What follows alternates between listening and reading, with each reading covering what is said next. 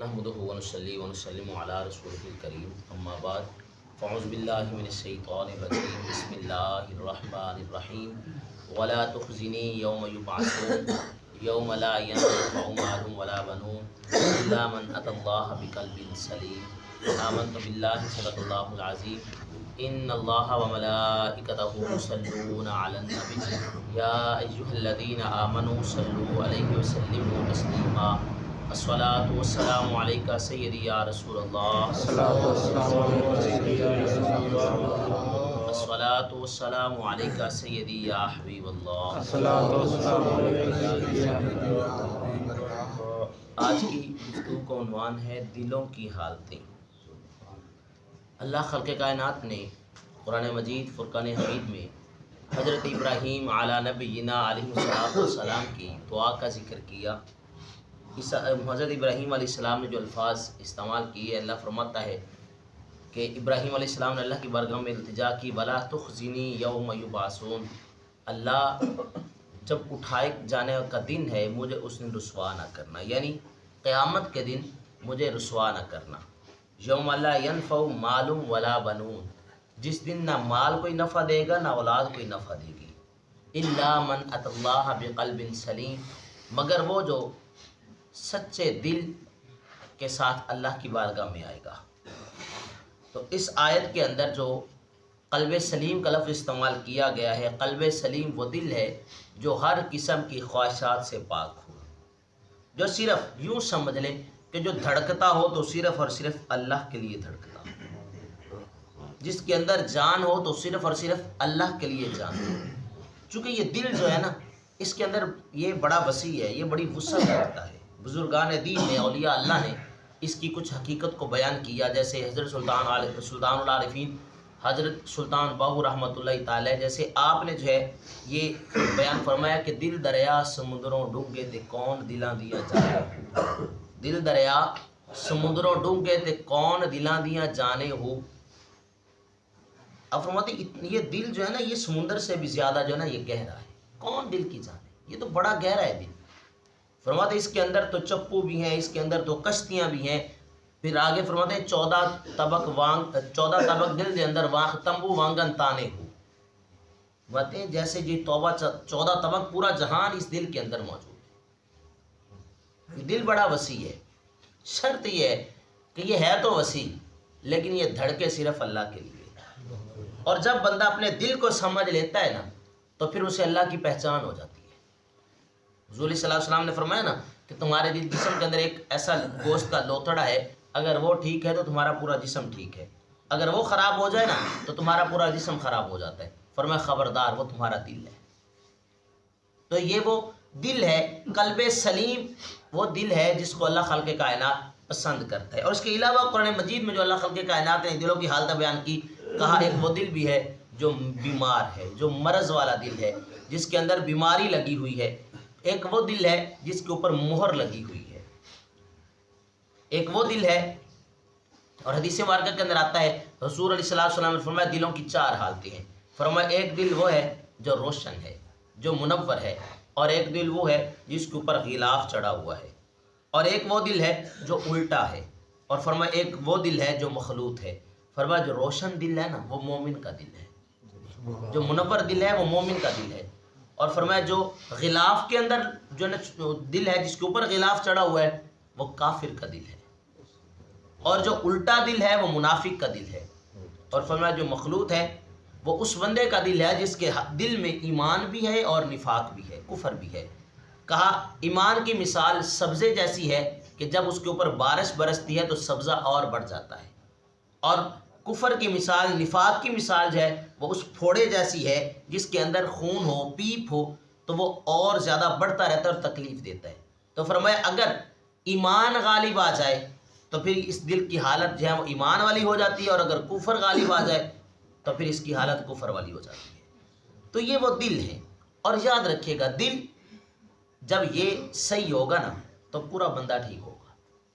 اب دل کے اندر شیطان جو ہے نا وہ جتنی بھی کوشش کرتا ہے، جتنے بھی اس کے ہتھیار ہیں وہ سارے کے سارے اسی دل پہ چلانے کی کوشش کرتا ہے۔ مثال کے ساتھ اس کو یوں سمجھ لیں کہ یہ دل ایک کلا ہے، اب جہاں پہ قلعہ ہوتا ہے نا، جہاں پہ فوج ہوتی ہے، تو دشمن فوج وہاں پہ حملہ ضرور کرتی ہے۔ اب قلعے کے دروازے بھی مختلف ہوتے ہیں، کچھ پوشیدہ ہوتے ہیں، کچھ سرنگیں ہوتی ہیں، کچھ ظاہراً دروازے ہوتے ہیں۔ دشمن فوج کہیں نہ کہیں سے حملہ کبھی نہ کبھی کر ہی لیتی ہے، تو یہ دل ایک قلعہ ہے۔ اب کیا ہے، شیطان جو ہے دشمن کی صورت میں مختلف دروازوں سے حملہ کرنے کی کوشش کرتا ہے۔ کبھی ہرس کی صورت میں کہ بندے کے دل میں لالچ آ جاتا ہے، بندہ دنیا کے لالچ میں آگے سے آگے چلا جاتا ہے، پھر اتنا لالچ آتا ہے کہ رسول اللہ صلی اللہ علیہ وآلہ وسلم ارشاد فرماتے ہیں کہ بندے کے دل میں جو لالچ آتا ہے نا، وہ ختم نہیں ہو سکتا، بلکہ جب لالچ آتا ہے تو پھر وہ اور بڑھتا چلا جاتا ہے۔ اور پھر حتیٰ کہ حضور فرماتے ہیں کہ بندے کے پاس اگر 2 وادیاں ہوں نا سونے کی، تو وہ تیسری کی خواہش کرے گا۔ تیسری کی، اب ظاہر سی بات ہے، آپ دیکھ لیں جتنے بندوں کے پاس پیسہ زیادہ ہوتا ہے تو کیا ان کی ہرس ختم ہو جاتی ہے؟ ان کی ہرس اور بڑھ جاتی ہے، کہتے ہیں اور مال آئے اور مال آئے اور۔ تو یہ شیطان کا جو پہلا دروازہ ہے نا حملہ کرنے کا دل کے اوپر، وہ ہرس ہے۔ اور حضور علیہ السلام نے فرمایا کہ پیٹ کو صرف اور صرف قبر کی مٹی بھر سکتی ہے، اور کوئی چیز نہیں بھر سکتی۔ بھوک انسان کی ختم ہو جائے گی، پیٹ میں گنجائش نہیں ہوگی، لیکن اگر کوئی اچھی چیز آ جائے گی نا، پھر دل کرے گا میں یہ بھی کھاؤں، میں یہ بھی کھاؤں، میں یہ بھی کھاؤں، تو فرمایا کسی قبر کی مٹی بھر سکتی ہے۔ تو جو شیطان کا پہلا جو ہے نا دروازہ ہے دل کے اوپر حملہ کرنے کا، وہ کیا ہے؟ ہرس۔ اس کے بعد خواہشات، کتنی خواہشات جو فضول قسم کی شیطان ہمارے دلوں کے اندر جو ہے وہ ڈالتا رہتا ہے، کبھی کیسے خیالات، کبھی کیسی خواہشات، یہ شیطان کا دوسرا دروازہ ہے۔ تیسرا حملہ کرنے کا دروازہ جو ہے وہ حسد۔ انسان بغیر کسی وجہ کے حسد میں مبتلا ہو جاتا ہے، بغیر کسی وجہ کی۔ حالانکہ حسد جس کام میں کرنا چاہیے اس میں کرتے کوئی نہیں، اور جس میں نہیں کرنا چاہیے، مثال کے طور پر ایک بندہ اچھے موٹر سائیکل پہ جا رہا ہے تو بندے کے دل میں ایم ہی حسد آ جائے گا، اچھا اس کے پاس موٹر سائیکل کیوں ہے؟ بھائی تو نے دی ہے، اللہ نے دیا ہے نا، تو اللہ سے مانگ، اللہ تجھے بھی دے گا۔ اچھا اس کا کاروبار اچھا بھلا کیوں چل رہا ہے؟ بھائی تو اللہ سے مانگ، اللہ تجھے بھی دے گا۔ ہاں یہ حسد کیوں نہیں کرتا تو؟ یار یہ بندہ دیکھو نا تہجد بھی پڑھتا ہے تو میں کیوں نہیں پڑھتا، یہ بندہ روزے رکھتا ہے میں کیوں نہیں رکھتا، یہ بندہ نماز پڑھتا ہے میں کیوں نہیں پڑھتا، یہ کام کر، یہ کرتا کوئی نہیں، اور دنیا کے معاملے میں حسد کرتا، اچھا اس کے پاس کیوں آیا؟ بھائی تیرے نہ چاہنے سے کیا ہوگا، اس سے چیز چھن جائے گی، لیکن نقصان کیا ہوگا؟ یہ شیطان اپنا رستہ بنا رہا ہے، دل کے اندر رستہ بنے گا، بندہ حسد کرے گا، نقصان کیا ہوگا؟ رسول اللہ صلی اللہ علیہ وسلم فرماتے ہیں کہ حسد نیکیوں کو ایسے کھا جاتا ہے جیسے آگ خشک لکڑی کو کھا جاتی ہے، نیکیاں ختم ہو جاتی ہیں۔ اچھا اس کے بعد جو شیطان کا دوسرا رستہ ہے وہ ہے بغض۔ ایویں کسی بندے سے تھوڑی سی بات ہوئی، دل کے اندر اس کے لیے غصہ رکھ لیا، اب کیا ہوگا؟ اس بندے کو پتہ ہی کوئی نہیں، اور یہ بندہ اپنے اندر اندر جلتا رہے گا، یہ بغض ہے۔ یہ شیطان کا تیسرا دروازہ ہے دل پہ حملہ کرنے کا۔ جس بندے کے بارے میں بغض رکھے اسے تو پتہ کوئی نہیں، اور تجھے کیا ضرورت ہے اپنے آپ کو جو ہے نا وہ اپنی جسم کو ساڑنے کی۔ چوتھا جو شیطان کا دروازہ ہے حملہ کرنے کا، وہ جو ہے نا وہ خواہشات ہیں ان لمیٹڈ، ہر چیز یہ مجھے مل جائے، یہ مجھے مل جائے، یہ مجھے مل جائے، یہ مجھے مل جائے، یہ مجھے مل جائے۔ کہا یہ شیطان کے دروازے ہیں، اور جب شیطان ان دروازوں کے ذریعے سے دل پہ حملہ کرتا ہے تو پھر کیا ہوتا ہے؟ پھر یہ دل اللہ کی یاد سے غافل ہو جاتا ہے۔ اور اس کے برعکس پھر کچھ دل وہ بھی ہیں جو اللہ کو بڑے پسند ہیں، ان میں سے ایک دل وہ ہے جو ہر وقت اللہ کی یاد میں رہتا ہے، ایک دل وہ ہے جب اللہ کا قرآن پڑھا جاتا ہے تو پھر وہ دل ڈر جاتا ہے، وہ دل بھی اللہ کو بڑا پسند ہے۔ قلب سلیم بھی اللہ کو بڑا پسند ہے، جو عاجزی والا دل ہے، جو انکساری والا دل ہے، جو ہر وقت، میں نے پہلے عرض کیا، دھڑکتا ہے تو صرف اور صرف اللہ کے لیے دھڑکتا ہے۔ جس دل کے اندر اللہ کے سوا کوئی نہیں ہوتا، وہ دل اللہ کو بڑا پسند ہے۔ تو بندے کو ہر وقت چاہیے، اور یہی دعا ابراہیم علیہ السلام نے کی ہے، اللہ ولا تخزنی یوم یبعثون۔ اور ہم ذرا نا اپنے گریبان میں جھانکے، وہ اللہ کے نبی ہیں جناب ابراہیم علیہ السلام، اور اللہ کے گھر کو بنانے والے ہیں، جن کی دعا سے اللہ خلق کائنات نے حضور علیہ السلام ان کے اولاد میں بھیجے، مستجاب الدعوات ہیں، اس کے باوجود کیا التجا کر رہے ہیں؟ ولا تخزنی یوم یبعثون، اللہ قیامت والے دن مجھے رسوا نہ کرنا۔ اللہ قیامت والے دن مجھے رسوا نہ کرنا تو میں اپنے گریبان پہ جھانکوں میری اوقات ہی کیا ہے، مجھے کس چیز کا مان ہے، کتنی میں نے نمازیں پڑھ لی ہیں، کتنی میں نے عبادات کر لی ہیں، کچھ بھی تو نہیں کیا میں نے۔ وہ اللہ کے نبی دعا کرنے اللہ مجھے قیامت والے دن رسوا نہ کرنا، اور مجھ سے جب پوچھا جائے میں کہتا ہوں قیامت تو ہے، مسئلہ ہی کوئی نہیں، بس میں تو سیدھا جنت میں جاؤں گا، حالانکہ اللہ کے نبی معصوم ہوتے ہیں۔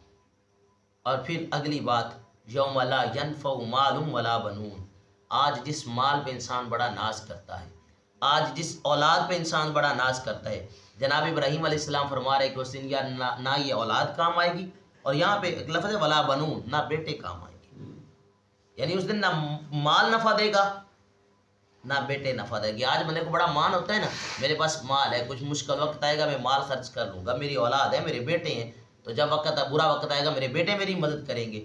قیامت والے دن کوئی مدد نہیں کرے گا، نہ بیٹے کریں گے نہ مال کرے گا۔ کیا ہوگا؟ الا من اتى اللہ بقلب سلیم، اگر کام آئے گا تو قلب سلیم کام آئے گا، اچھا دل کام آئے گا، صاف دل کام آئے گا۔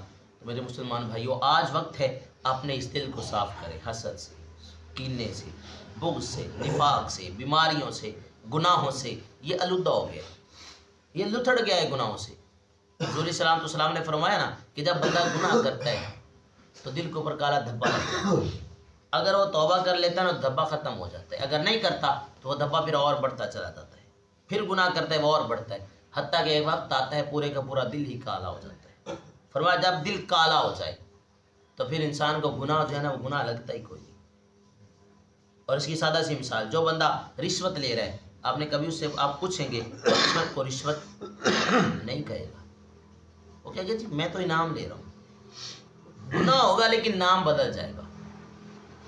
جو بندہ شراب پیتا ہے وہ اس سے پوچھا کہ میں شراب تو پیتا ہی کوئی نہیں، بس میں تھوڑا سا ٹائم پاس کرتا ہوں، نام بدل جائے گا۔ اب ویسے بھی شراب کے تو بڑے بڑے سارے برانڈ بن گئے، نام بدل گئے، وسکی پتہ نہیں کیا کیا کچھ بن گیا، چیز تو وہی تھی گندی ام الخبائث، لیکن نام بدلے۔ اب بندہ گناہ کو گناہ ہی نہیں سمجھتا، کہتا ہے یہ کوئی گناہ تو نہیں ہے۔ مثال کے طور پر ایک بندہ نماز نہیں پڑھتا، اب وہ اپنے گریبان میں جھانکے کہیں میرا دل کالا تو نہیں ہو گیا، اسے جب کہا جائے کہ نماز پڑھ، جی ٹائم ہی نہیں لگتا، ٹائم لگے گا تو پڑھ لیں گے۔ اب نماز بھی ٹائم کے ساتھ ہے، اس کا مطلب ہے دل کے اوپر دھبا لگا اور دھبا ختم نہیں ہوا بلکہ سارا دل ہی کالا ہو گیا۔ اب رسول اللہ نے فرمایا جب دل کالا ہو جائے پھر کیا کرنا ہے؟ ایک تو توبہ اور دوسرا پھر اللہ کا ذکر۔ فرمایا اللہ کا ذکر کرو تاکہ تمہارے دل کی گندگی صاف ہو جائے، تمہارا دل صاف ہو جائے، پھر صاف ہو کے کیا ہو؟ کہا پھر یہ روشن دل بن جائے، مومن والا دل بن جائے، اس کے اوپر کسی قسم کا کوئی غلاف نہ ہو۔ جب یہ صاف ہو جائے گا پھر کیا ہوگا؟ پھر اللہ کی پہچان ہوگی۔ وہ غالباً حضرت سلطان العارفین رحمۃ اللہ تعالیٰ اب ابو الشاہ رحمۃ اللہ تعالیٰ فرماتے ہیں کہ رب دا تیرے اندر وسدا تنو وچ قرآن اشارے، رب تو اندر ہے دل کی، بس تلاش تو کرو۔ جب تلاش ہی نہیں کریں گے پھر رب کہاں سے ملے گا؟ ہے اندر، لیکن پہلے اسے پاک کریں، اس کو شیشے کی طرح صاف کریں، پھر رب نظر آئے گا۔ جب یہ صاف نہیں ہوگا تو پھر رب نظر نہیں آئے گا۔ جب رب نظر آتا ہے نا تو یاد رکھے گا پھر وہ مختلف شکلوں میں بندے کے سامنے آتا ہے۔ اللہ کرے پھر بندہ کبھی پہچان جائے، کبھی وہ غریب کی صورت میں بندے کے سامنے آتا ہے، وہ کبھی کسی بھائی کی صورت میں بھی بندے کے سامنے آتا ہے مدد مانگنے کے لیے، وہ کبھی کسی فقیر کی صورت میں بھی بندے کے سامنے آتا ہے۔ اب یہ حدیث مبارکہ ہے، کئی فتویٰ نہ لگا دینا کہ بھلا رب بندوں کی شکلوں میں کیسے آتا ہے۔ حدیث مبارکہ رسول اللہ فرماتے ہیں قیامت کے دن ہوگا، اللہ فرمائے گا بندے میں بھوکا تھا، تو نے مجھے کھانا ہی نہیں کھلایا، مجھے لباس کی ضرورت تھی، تو نے مجھے لباس ہی نہیں پہنایا۔ بندہ عرض کرے گا اللہ تو پاک ہے کھانے سے بھی لباس سے بھی۔ اللہ فرمائے گا میرا فلاں بندہ تیرے پاس نہیں آیا تھا تجھ سے کھانا مانگنے، اگر تجھے اسے کھانا دے دیتا نا تو ایسے ہی تھا جیسے تو مجھے کھلا دیتا۔ یہ صاف ہونا تو پھر آتا ہے، مختلف شکلوں میں آتا ہے، کبھی انسان غور تو کرے۔ یہ بات تھوڑی سی جو ہے نا وہ ذرا آگے نکل گئی معرفت کی، اللہ کرے یہ سمجھ میں آ جائے، فتویٰ نہیں لگائیے گا تو انشاءاللہ سمجھ بندے کو آئے نا، بس شرط یہ ہے کہ یہ صاف ہو جائے، ہمارا یہ صاف نہیں ہے، تبھی ہمیں اس کا دیدار، ہمیں کیا، ہمیں تو پہچان بھی نہیں، دیدار تو بڑی دور کی بات ہے، ہم تو اسے جاننے کی کوشش نہیں کرتے۔ جب اس سے جان جائے نا تو پھر بندے کا جو حدیث مبارکہ نا حضور نے فرمایا اللہ کی بات ایسے کرو گویا تم اللہ کو دیکھ رہے ہو، پھر بندے کا دل ہی نہ کرے نماز پڑھنے، پھر بندہ نماز میں اتنا سرور ہے کہ میں ہر وقت نماز میں ہی کھڑا رہوں، لیکن شرط یہ کہ پہلے اس کی پہچان ہو، اور اس کی پہچان کب ہوگی؟ جب یہ قلب سلیم بنے گا، یہ گوشت کا لوتھڑا جو جسم کے اندر ہے جب یہ پاک اور صاف ہوگا۔ اللہ خلق کائنات کی بارگاہ میں دعا ہے کہ اللہ خلق کائنات ہماری حاضری کو اپنی بارگاہ میں قبول فرمائے۔ آمین۔ وآخر دعوانا الحمدللہ۔